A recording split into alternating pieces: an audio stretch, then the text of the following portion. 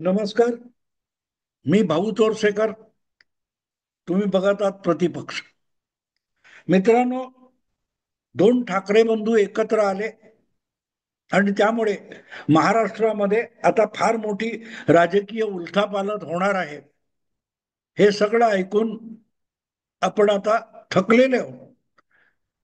पण दोन ठाकरे एकत्र आले तर नेमकं काय होणार आहे याचं उत्तर राज ठाकरे यांनी आपल्या पक्षाच्या प्रमुख कार्यकर्त्यांच्या शिबिरातून दिलेला आहे की निवडणुका येतील तेव्हा युतीचं काय होईल हे बघू.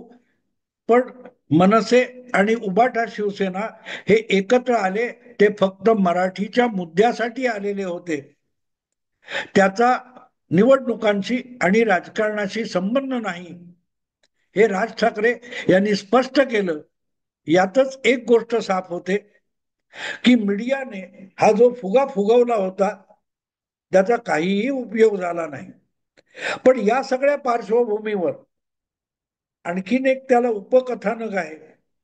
ते आहे प्रकाश महाजन यांचं. प्रकाश महाजन हे प्रमोद महाजन यांचे बंधू आहे. त्यांची पार्श्वभूमी ही भाजपची किंवा संघाच्या विचारांची, हिंदुत्वाची. आणि असे प्रकाश महाजन किंवा एकूणच महाजन परिवार हा प्रमोद महाजनांच्या नंतरच्या काळात हळूहळू करत भाजपपासून दुरावत गेला. गेल्या लोकसभा निवडणुकीत महाजनांची कन्या पूनम महाजन यांना तिसऱ्यांदा मुंबई मध्य उत्तर मतदारसंघातून उमेदवारी सुद्धा मिळाली नाही. आणि प्रकाश महाजन तर पहिल्यापासून, म्हणजे मला वाटतं मनसेची स्थापना झाल्यापासून ते मनसेच्या सोबत राहिलेले आहेत. आणि हे मला पहिल्यापासून कळलेलं नाही की प्रकाश महाजन यांनी मनसेमध्ये का जावं, याचं उत्तर मला मिळालेलं नव्हतं. पण ठीक आहे, एक प्रमोद महाजनचा भाऊ हीच त्यांची ओळख होती. आणि कदाचित इकडे तिकडे असेल पण हिंदुत्व हा सुद्धा ट्रॅकचा विषय होता. आणि त्यामुळे ते जर मनसेमध्ये गेले असतील आणि प्रवक्ते झाले असतील तरी हरकत नव्हती. पण मनसेची एकूण रचना तुम्ही बघितली तर पुण्याचे अनिल शिदोरे आणि मराठवाड्यातले प्रकाश महाजन ही दोन माणसं वगळता मनसे मधले बहुतांश प्रमुख नेते हे मुंबई आणि मुंबई MMR काय म्हणतात रिजन, विस्तारित मुंबई या भागातले. आणि अशा पक्षामध्ये प्रकाश महाजन नेमके काय करत होते याचं उत्तर नाही. शोधून बघा, सापडणार नाही. आणि त्यामुळे एक प्रकारे प्रकाश महाजन हे मराठवाड्यात किंवा स्वयंभूपणे मनसे म्हणून काम करत होते. आणि त्यामुळे अचानक जे काय परवाच्या घडामोडी आहेत त्या घडामोडीमध्ये त्यांना शिबिराला बोलवलं नाही तर आपला अपमान झाला असं त्यांना वाटलं. आणि तो अपमान सुद्धा त्यांनी आक्रस्ताळेपणा करून दाखवला नाही. तर मनसेमध्ये जल्लोष आहे, मनसेमध्ये दिवाळी आहे आणि माझ्या घरात अंधार आहे अशी जी प्रतिक्रिया आहे ती खेदजनक आणि दुःख व्यक्त करणारी होती. पण नंतर अर्थातच राज ठाकरे यांचे अगदी उजवा हात ज्यांना म्हणता येईल असे बाळा नांदगावकर आणि राज ठाकरेंचे सुपुत्र अमित ठाकरे यांनी त्यांना व्यक्तिगतरित्या फोन करून बोलणं केलं आणि प्रकाश महाजन यांचं दुःख संपलेलं आहे. पण मुद्दा असा येतो, हे सगळे मानापमान आपण बघतो, अगदी ज्यातून दोन ठाकरे बंधूंचं मनोमिलनाचा विषय सुरू झाला ती महेश मांजरेकर यांनी घेतलेली मुलाखत आपण बघितली तरी त्यात एक विषय येतो. राज ठाकरेंनी जे उत्तर दिलं होतं महेश मांजरेकरांना की महाराष्ट्राच्या हितासमोर आमची भांडणं क्षुल्लक आहेत. मुद्दा असा येतो की तुमची भांडणं कुठलीही असून, राज आणि उद्धव ठाकरे यांच्यातली भांडणं कुठलीही असून, महाराष्ट्राच्या हितासाठी ती भांडणं अतिशय क्षुल्लक आहेत. ती बाजूला ठेवून महाराष्ट्र हितासाठी आम्ही एकत्र येऊ शकतो असं राज ठाकरे म्हणतात, तेव्हा पुढला प्रश्न स्पष्टपणे विचारला गेला पाहिजे. आणि तो अजूनही कोणीही विचारलेला नाही. ना उद्धव ठाकरेंना विचारला, ना राज ठाकरेंना विचारला. तो प्रश्न असा की महाराष्ट्र हित सर्वोच्च आहे आणि त्यासाठी आपसातली क्षुल्लक भांडणं, राग, मानापमान बाजूला ठेवणार असाल तर हे महाराष्ट्र हित दोन ठाकरे बंधू एकमेकापासून दुरावले तेव्हा महत्वाचं नव्हतं का? तेव्हा महाराष्ट्राच्या हिताला तिलांजली देऊन दोन्ही भाऊ वागले का? राज ठाकरेंना शिवसेनेतून बाहेर पडायची वेळ आली, त्याचं एक कारण प्रवीण दरेकरनी सांगितलेलं आहे की राज ठाकरेंचा निष्ठावान किंवा जवळचा अशा एकाही व्यक्तीला महापालिकेचं तिकीट सुद्धा नाकारण्याचा कटाक्ष उद्धव ठाकरेंनी ठेवला होता. एवढा दुराभाव, दुजाभाव हा राज ठाकरेंविषयी होता. त्यातून हा दुरावा निर्माण झाला. म्हणजेच कुटुंबातला, परिवारातला जो दुजाभाव होता किंवा मानापमान होता, त्यातून राज ठाकरेंना शिवसेना सोडावी लागली आणि मनसे हा पक्ष निर्माण करावा लागला. आणि तो दुजाभाव इतका महत्वाचा होता की त्याच्या समोर महाराष्ट्रात शिवसेना आणि मराठी माणसाच्या भावनेवर उभा राहिलेला पक्ष दुभंगला जाईल आणि महाराष्ट्र हिताला इजा होईल असं तेव्हा या दोन भावांना का वाटलं नव्हतं? आज जेव्हा राज ठाकरे म्हणतात की महाराष्ट्र हितासाठी, तर मग तेव्हा 2005 मध्ये, 2009 मध्ये, 2014 मध्ये किंवा वेळोवेळी जेव्हा जेव्हा निवडणुका आल्या त्या त्या काळामध्ये हे दोन ठाकरे बंधू वेगवेगळे असताना महाराष्ट्र हित महत्वाचं नव्हतं का?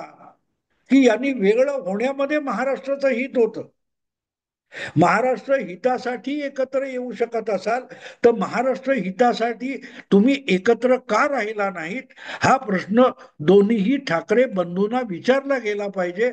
पण दुर्दैवाने तो विचारला गेला नाही. कारण कोणाला काय विचारायचं याचं भान न उरलेले पत्रकार आज बोकाळलेले. आणि मग ज्या वेळेला नेत्यांमध्ये एकमेकाच्या मान सन्मानाचा विषय होतो किंवा त्याचा बागुलबुवा केला जातो, तेव्हा आपोआपच पक्षाचं, राज्याचं किंवा राष्ट्राचं हित बाजूला पडत असतं. मी नेहमी एक गोष्ट सांगतो की कुठल्याही संघटनेमध्ये व्यक्तिगत हेवेदावे सुरू होतात आणि व्यक्ती महात्म्य मोठं होत जातं, तेव्हा त्या पक्षाचा, त्या विचाराच्या, आयडिओलॉजीचा सत्यानाश सुरू होतो. आयडिओलॉजी बाजूला पडते आणि व्यक्तिगत हेवेदावे आणि व्यक्तिगत मानापमान हे त्या पक्षाच्या आणि विचारधारेच्या जीवावर उठायला लागतं. शिवसेनेचं तेच झालं. शिवसेनेचं तेच झालं. जे राज ठाकरेंच्या बाबतीत झालं तेच नारायण राणेंच्या बाबतीत सुद्धा झालं होतं. नारायण राणे म्हणजे ठाकरे नसतील, पण बाळासाहेबांनी जी एक कार्यकर्त्यांची, शिवसैनिकांची आणि आपल्या पाठीराख्यांची फळी उभी केली होती ती त्यांना मुलासारखीच होती. पण बाळासाहेबांच्या खरा मुलांनी आणि परिवाराच्या सदस्यांनी बाळासाहेबांच्या हजारो शेकडो मानसपुत्रांना तो सन्मान दिला का? त्या आपुलकीने वागवलं का? त्या आपुलकीने वागवलं असतं तर मग नारायण राणे यांना सुद्धा शिवसेना सोडून बाजूला व्हावं लागलं नसतं. तुमच्या गणेश नाईकला शिवसेना सोडून बाजूला व्हावं लागलं नसतं. तेव्हा मुद्दा महाराष्ट्र हिताचा कधीच नव्हता आणि आज सुद्धा नाहीये. आज सुद्धा नाहीये. कारण जे जे कोणी मनसेचे, शिवसेनेचे, एकनाथ शिंदेचे, उद्धव ठाकरेंचे निष्ठावान आणि अनुयायी असतील, त्यांच्या समोरचा आदर्श बारकाईने तपासून बघा. मग तुमच्या लक्षात येईल की प्रत्येक ठिकाणी व्यक्तिगत मान सन्मान याचा इतका बागुलबुवा करण्यात आला की त्याच्या समोर विचारधारा आणि संघटना आणि पक्ष हे दुय्यम ठरत गेले. नारायण राणे सुद्धा अपमानित झाले उद्धव ठाकरेंकडून किंवा बाळासाहेबांच्या वारसाकडून, म्हणूनच बाजूला झाले. आणि आज राणे ठाकरे यांच्यातली जी अधूनमधून रंगणारी जुगलबंदी आहे ती बघितलं की कळतं की हा व्यक्तिगत हेवा दावा आहे, व्यक्तिगत हेवा दावा आहे. आणि त्यामुळे महाराष्ट्र हिताला बाधा येते, ही भाषा चुकीची होती. हा विषय सुद्धा चुकीचा आहे, हा मुद्दाच नाहीये. आणि त्यामुळे मीडियामधून कितीही डांगोरा पिटला गेला तरी दोन ठाकरे बंधू एकत्र येण्यासाठी महाराष्ट्र अगदी डोळ्यात तेल घालून बघत होता वाट, ही कल्पना खोटी होती. आणि ज्या वेळेला असे आदर्श समोर असतात तेव्हा आपोआपच त्या नेत्यांच्या अनुयायांना सुद्धा मानापमान मोठे होऊन जातात, मानापमान मोठे होऊन जातात. प्रकाश महाजन यांना आपण अपमानित झालो असं का वाटलं, याचं उत्तर या सगळ्या पार्श्वभूमीमध्ये दडलेलं आहे. प्रकाश महाजन हा काय असा फार मोठा मनसेचा नेता आहे किंवा भाजपचा नेता होता असं नाहीये. जितके प्रमोद महाजन मोठा नेता होते तितके प्रकाश महाजन हे कुठल्याही पक्षाचे किंवा इवन मनसेचे सुद्धा महान नेते नव्हते. पण त्यांना आपल्याला आमंत्रित केलं नाही, इगतपुरीच्या पक्षाच्या शिबिरामध्ये आपल्याला आमंत्रित केलं नाही, तर आपला अपमान झाला असं वाटलं आणि ते जाहीररित्या बोलावं असं वाटलं. इथे महाराष्ट्राच्या आजच्या राजकारणाची अवस्था लक्षात येते. एकनाथ शिंदे तरी बाजूला का झाले? महाराष्ट्राच्या हितावर लाथ मारून एकनाथ शिंदे यांनी महाराष्ट्राच्या हिताचा बळी दिला असा दावा संजय राऊतांपासून आदित्य ठाकरेंपर्यंत सगळ्यांनी कितीही करावा, तरी तिथेही तोच प्रश्न येतो जो राज ठाकरेंचा होता, जो नारायण राणेंचा होता, की किती काळ अपमानित होऊन राहायचं.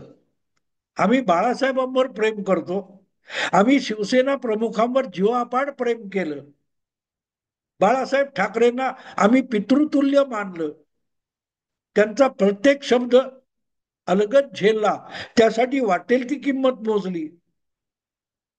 पण त्यासाठी बाळासाहेबांना पितृतुल्य मानायचं म्हणून पदोपदी अपमान सहन करायचा का, ही जी भावना नारायण राणेंची होती त्यापेक्षा एकनाथ शिंदेची भूमिका काडी मात्र वेगळी नाहीये. बाकी एकनाथ शिंदे असोत की आणखीन कोणी काही सांगो, की हिंदुत्वासाठीच मतदारांनी मतं दिली होती आणि म्हणून आम्ही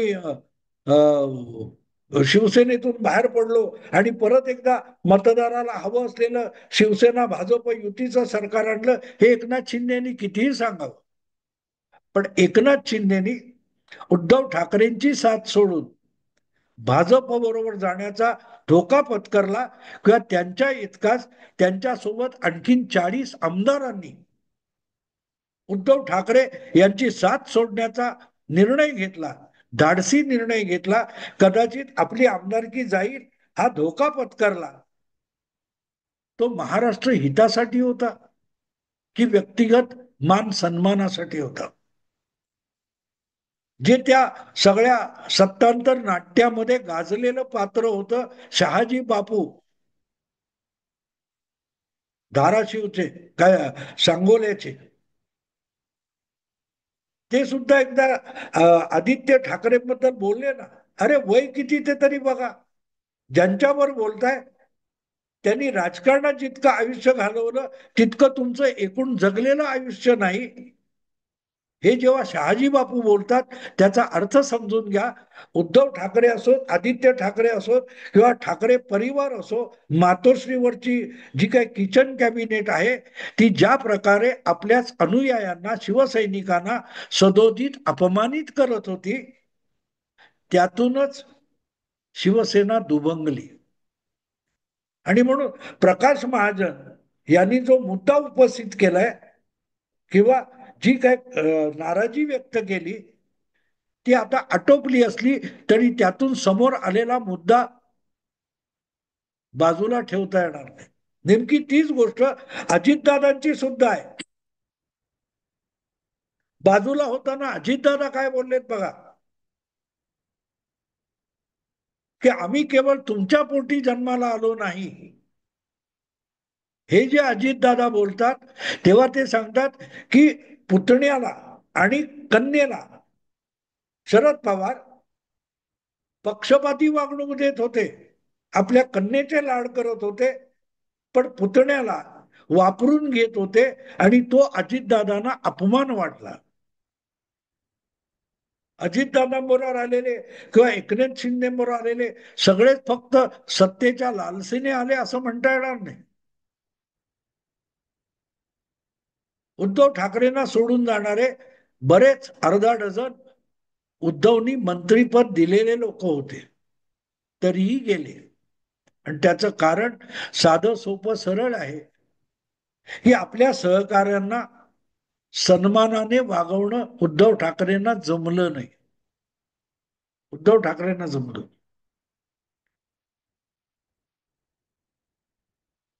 आपल्यामुळे तुम्ही आत्ता देखील भाषा बघा, काय दिलं नव्हतं यांना, सगळं दिलं होतं. दिलं होतं म्हणता तुम्ही. आदित्य ठाकरे यांच्या जगलेल्या वयापेक्षा, वर्षापेक्षा अधिक काळ जे लोक शिवसेनेत राब राब राबलेत, 40-40 वर्ष, त्यांना आदित्य ठाकरे काय देणार, उद्धव ठाकरे काय देणार. आदित्य ठाकरे किंवा उद्धव ठाकरे यांच्याकडे जे काय आलेलं आहे अधिकार वगैरे, वारसा वगैरे, ती दौलत निर्माण करणारे शिवसैनिक आहेत. त्यांना आम्ही दिलं, आम्ही त्यांच्या तोंडावर तुकडे फेकले, ही भाषाच अपमान करणारी आहे. आणि ती भाषा जी आपण बघतो ती लोकांचा अपमान करते. तेव्हा मानापमान हा राजकारणामध्ये मोठा होऊन जातो आणि त्या मानापमानापुढे पक्ष आणि महाराष्ट्र हित विचारधारा ही दुबळी व्हायला लागते. तर प्रकाश महाजन यांनी जी इगतपुरीच्या शिबिराच्या निमित्ताने व्यक्त केलेली वेदना आहे त्याकडे सगळ्या पक्षाच्या नेत्यांनी बारकाईने बघितलं पाहिजे, कारण तो ऑल इंडिया विषय आहे, तितका स्थानिक पातळीवरचा सुद्धा आहे.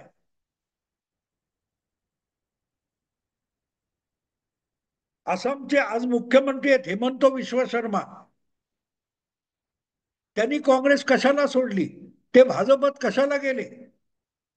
आसामचा काँग्रेसचा मंत्री असलेला माणूस आपल्या सोबत काही मंत्री आणि नेते घेऊन तुमच्या राहुल गांधींना भेटायला आला. राहुल गांधी आपल्या कुत्र्याला, लाडक्या कुत्र्याला बिस्किट खिलवत होते आणि कुत्र्याला जी बिस्किट घालत होते तेच पक्षाच्या मंत्र्याला आणि आमदाराला देतात.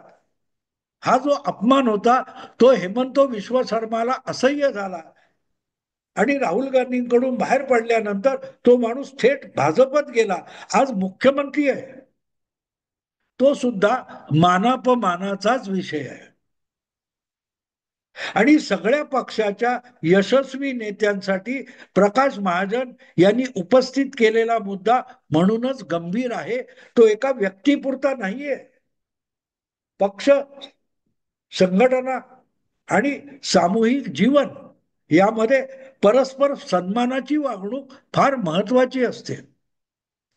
आणि मी इथे आता काही गोष्टी सांगू शकत नाही, पण मी मार्मिकचा कार्यकारी संपादक असताना किंवा त्यानंतरच्या काळात बाळासाहेब ठाकरे यांचा जो सहवास मिळाला त्यामध्ये इतरांचा मान राखण्याची जी क्षमता बाळासाहेबांकडे होती त्याचा मागमूस उद्धव ठाकरे किंवा आदित्य ठाकरे यांच्याकडे नाही, हे लक्षात घेतलं पाहिजे.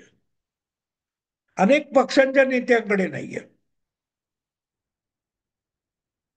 प्रामुख्याने दुसऱ्या तिसऱ्या पिढीतले अनेक नेते जे आहेत, वडिलार्जित ज्यांना राजकारण मिळालेलं आहे, ते आपल्या सहकार्यांची किंमत राखत नाहीत, सन्मान राखत नाहीत.